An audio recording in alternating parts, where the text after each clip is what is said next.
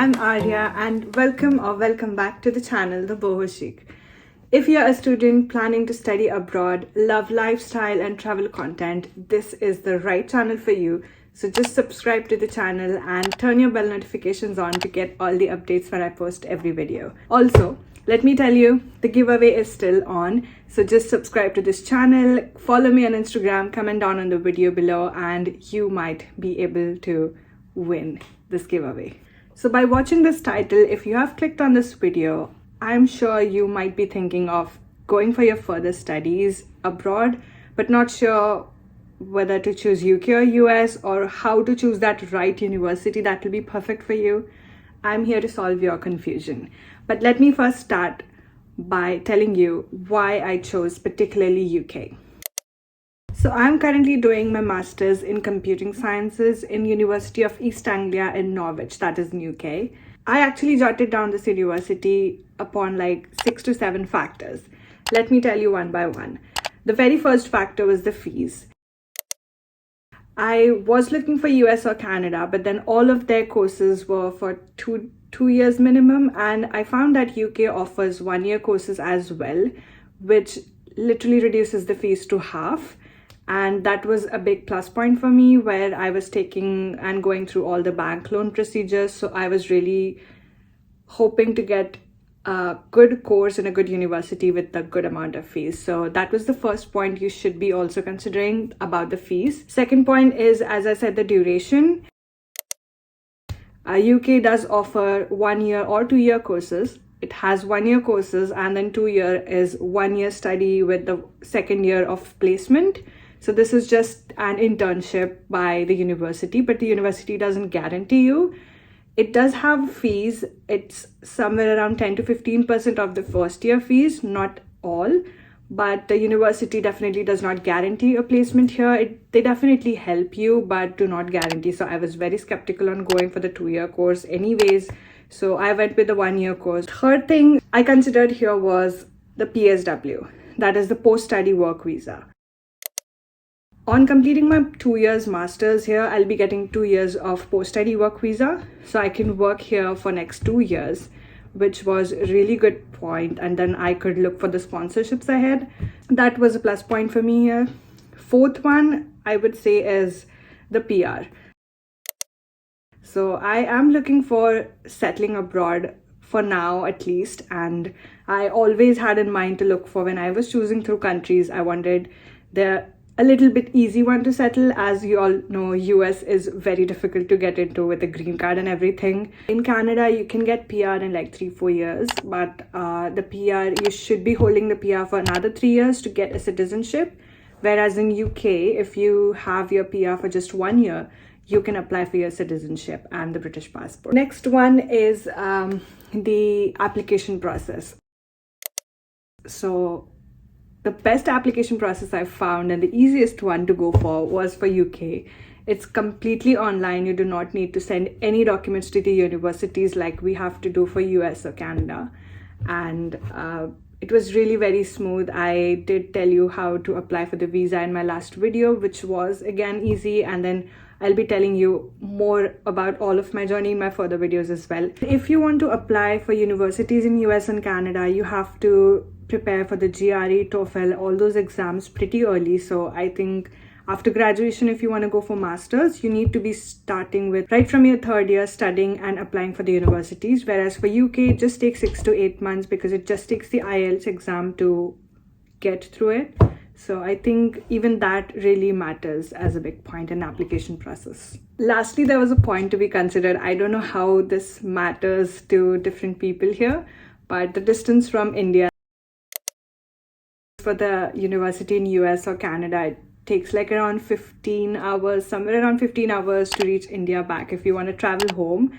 And then if you compare that to UK, it takes around 8 to 10 hours of direct flight. So like sitting for 8 hours versus 18 hours is like a big factor for me.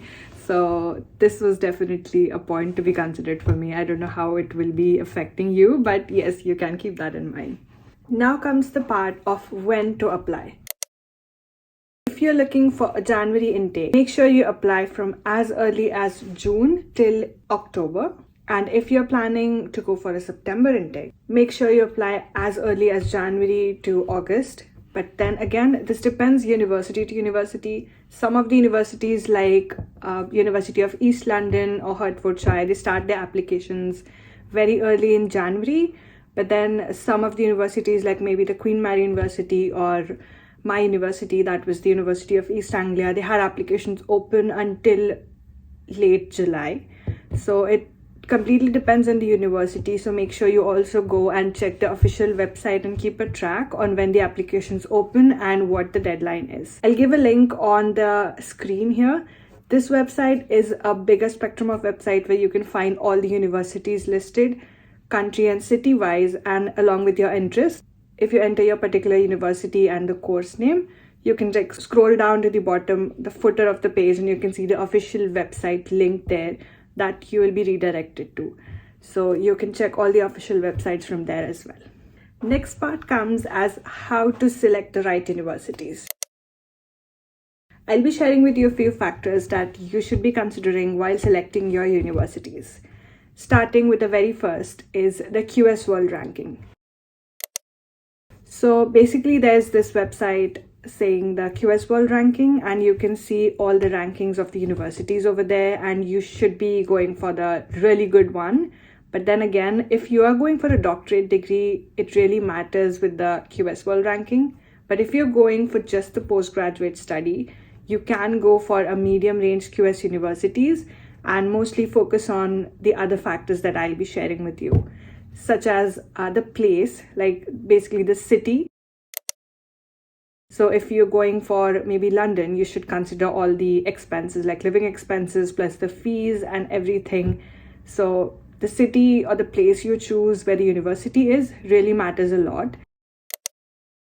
Next thing is the course that you're looking for. So you should really make sure that you're really interested in that course and the university is offering that particular course only, and it just all fits. So yes, you have to consider the course here as well, obviously. Next and very important thing would be the demand. So if you're going for a course, you should be looking at if that course or that field is really in demand in that particular country, because you definitely have to find jobs later. If you are very keen about selecting your universities with all these factors that I've mentioned and are on the screen right now, I'm sure you will be selecting the perfect universities of your choice. Next and most important part when it comes to applying for the right university is the right documents. Let me tell you all the documents that you will need if you want to apply for your right university of your choice. Starting with the SOP, that is the statement of purpose. You need one statement of purpose here. Just a small tip for writing the SOP. When I wrote my SOP, you should really make sure to highlight the best parts of your studies or your academics in the very first paragraph, because first paragraph creates the impression for the reader.